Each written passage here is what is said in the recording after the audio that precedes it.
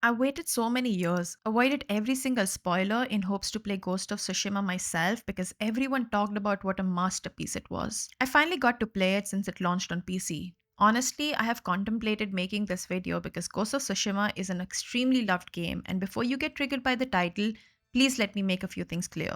Overrated does not mean it's bad. It's a good game. I just don't think it's that great. Of course, these are my opinions and they may differ from yours, but that is what makes the world amazing. People like different things. Anyway, going back to the actual topic. If this exact game was made by Ubisoft, I don't think it would have had the praise that it does. Set in feudal Japan, you follow the story of Jin Sakai, the last surviving member of Clan Sakai. He is the nephew of Lord Shimura, the Chito of the island of Tsushima. The island is invaded by Mongols. Lord Shimura leads an army of samurai to defend the island. However, it ends horribly. All samurai get killed by the Mongols, led by the ruthless Khotun Khan. Lord Shimura gets captured and Jin Sakai gets wounded, left for dead. Yuna, a thief, rescues Jin. She tells him about how the island has fallen to Mongols and his uncle is captured. Desperate to save him, he rushes to Khotun Khan's stronghold, only to be defeated and thrown off a bridge. Of course, he won't die because protagonist plot armor. Now, growing up, Jin has been taught to fight with honor. However, after facing the Mongols, Yuna explains to him that fighting with honor will not work against Khotun Khan. He needs to break the Mongol spirits by becoming something much darker, a shadow, a ghost. The story overall is not exceptional. In fact, it's pretty simple and that's okay. It's presented well enough. What was supposed to be interesting was the internal struggle that Jin is supposed to have between fighting with honor or being a ghost, the character arc. However, the writing fell short and it didn't feel as intriguing as I hoped it would. A lot of things story-wise also didn't make sense to me, but I'll avoid talking about it as it would spoil a lot. Jin as a character is very generic and boring, but given how he was raised by Lord Shimura to live by discipline and honor, it makes sense. The side characters are okay, but again, everything is too generic and too predictable. The world is what Ghost of Tsushima gets right. It is breathtakingly gorgeous, beautiful art direction. The whole feudal Japan setting has become very popular recently, and Ghost of Tsushima has done it well. Incorporating Japanese myths and legends was really nice. The title intro gave me goosebumps. It is one of the best looking games I've played. Visually, 100% deserves all the praise it gets. I love how immersive the navigation through the world is since there is no minimap. The guiding wind mechanic is absolutely genius. Following the foxes or birds to be guided towards places of interest was pretty cool.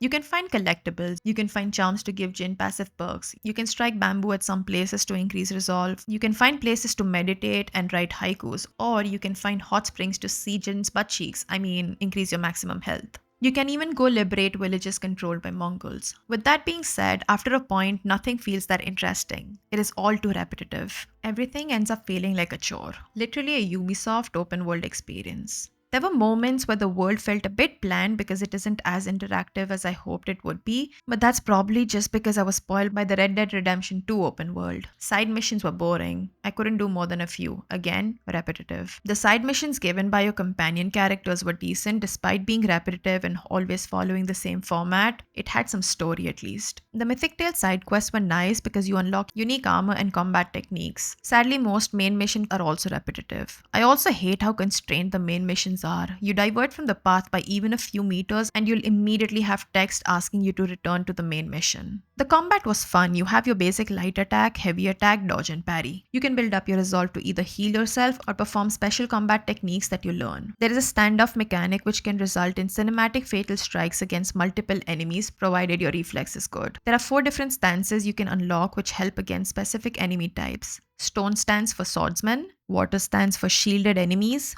wind stands for spearmen, and the moon stands for brutes. A 5th one is unlocked later in the game. The introduction for that stance was pretty amazing. Jin has a katana and a tanto. You also get a bow. Everything is upgradable, including the armor. You just have to find the materials required and there's lots of cosmetic customizations. There are technique skill trees for everything, so you can upgrade your character however you want, a lot of freedom there. The camera angle can get pretty annoying at times with the lack of a lock-on. Boss fights are usually in a dual format. While they are fun, I personally hate the camera angle on these. I hate this particular camera angle during combat in every game, it's just a personal thing.